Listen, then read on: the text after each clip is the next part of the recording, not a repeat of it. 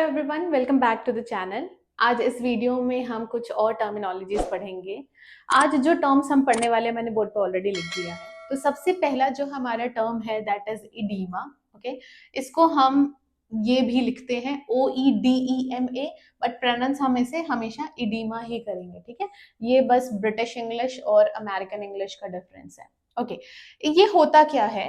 तो swelling caused by fluid accumulation in tissues. ठीक है, तो दो टाइप की स्वेलिंग है, एक तो नॉर्मल जो चोट लगने की वजह से स्वेलिंग हो रही है, और एक जब कहीं भी जो इंटरस्टिशियल स्पेसेस हैं वहां पे जब फ्लूइड बहुत ज्यादा इकट्ठा होना शुरू हो जाए तो वहां पे क्या हो जाता है, स्वेलिंग आ जाती है। ठीक है, उसको हम क्या बोलते हैं, इडीमा। ओके, आपने कभी देखा होगा यूजुअली जिनको किडनी रिलेटेड प्रॉब्लम है या फिर बीपी हाई है या प्रेगनेंसीज में आपने देखा होगा कि लोअर लिम्ब मतलब पैर जो है वो थोड़ा स्वेल हो जाते हैं। जब आप उसको ऐसे प्रेस करोगे तो वो थोड़ा सा अंदर गड्ढा होगा और फिर वापस अपने पोजीशन पे वापस आ जाएगा। That is oedema. ठीक है, ओके। नेक्स्ट आते हैं हम इस्चीमिया पे। ओके, तो इसके दो प्रोनाउंसिएशन है। कुछ लोग इसे इस्कीमिया प्रोनाउंस करते हैं, कुछ लोग इसे इस्चीमिया प्रोनाउंस करते हैं। ओके, दोनों ही करेक्ट है। अगेन, ये अमेरिकन इंग्लिश और ब्रिटिश इंग्लिश का फर्क है, तो आप जो प्रोनाउंस करना चाहें आप कर सकते हैं। inadequate blood flow to a part of the body often leading to tissue damage। ठीक है, मतलब सपोज बॉडी का कोई एक पार्ट है, ठीक है, सपोज बॉडी का ये कोई पार्ट है, ठीक है, इस पोर्शन में, ये जो पोर्शन है यहाँ पे ब्लड फ्लो नहीं हो रहा है, यहाँ के जो सेल्स हैं उनको ब्लड फ्लो नहीं मिल रहा है, तो ये क्या होंगे, ये डैमेज होना शुरू हो जाएंगे। ठीक है, और उसे हम क्या बोलते हैं, इस्चीमिया बोलते हैं। ओके, अब इस्चीमिया अगर बढ़ जाए, मतलब अगर इस्चीमिया कंटिन्यूस रहा, ठीक है, ये जो है इनके पास ये जो सेल्स है, टिश्यूज है, इनके पास अगर ब्लड सप्लाई नहीं पहुंच रहा है तो क्या होगा, इनकी डेथ होनी शुरू हो जाएगी, है ना, डेथ होनी शुरू हो जाएगी, और उसी को हम क्या बोलते हैं, नेक्रोसिस। ओके, तो नेक्रोसिस का मतलब क्या है, डेथ ऑफ बॉडी टिश्यूज। और ये बॉडी टिश्यूज की डेथ क्यों हो रही है, क्योंकि ब्लड सप्लाई नहीं मिल रहा है।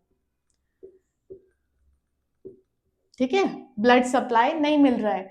सेम कॉन्सेप्ट है कि अगर आपकी गाड़ी में, आपकी कोई भी व्हीकल हो, उसमें अगर पेट्रोल नहीं है, डीजल नहीं है, या जिस चीज से भी वो चलता हो, इलेक्ट्रिसिटी चार्ज से चलता हो, अगर वो नहीं है तो आपकी गाड़ी नहीं चलेगी आगे। वैसे ही हमारी बॉडी में ब्लड सप्लाई, हमारी बॉडी में ऑक्सीजन, ये सारी चीजें बहुत ज्यादा जरूरत है। ठीक है, बॉडी को अगर ये चीजें नहीं मिली तो सेल, टिश्यूज, ये सब क्या होंगे, इनकी डेथ होनी शुरू हो जाएगी, और उसको हम क्या बोलते हैं, नेक्रोसिस। ठीक है, ये जो इस्चीमिया है ये आप जब हम कार्डियक पढ़ेंगे तो वहां भी आप पढ़ते हो। ठीक है, इस्चेमिक हार्ट डिसीज बोलते हैं, उसमें भी आप पढ़ोगे।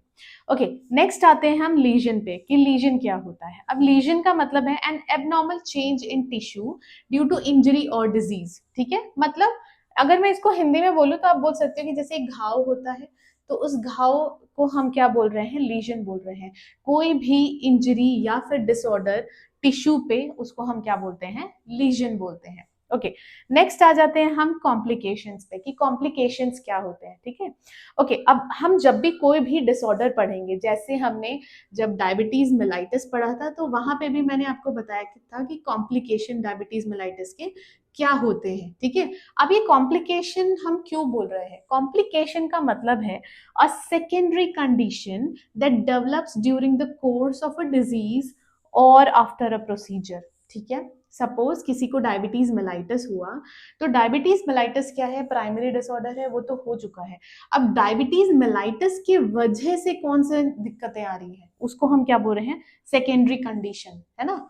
कॉम्प्लिकेशन क्या है, सेकेंडरी कंडीशन, मतलब जैसे कि डायबिटीज मेलाइटिस होता है तो और कौन सी दिक्कतें आती हैं, रेटिनोपैथी, नेफ्रोपैथी, है ना, न्यूरोपैथी, ये सारे कुछ कॉम्प्लिकेशंस है डायबिटीज मेलाइटिस के।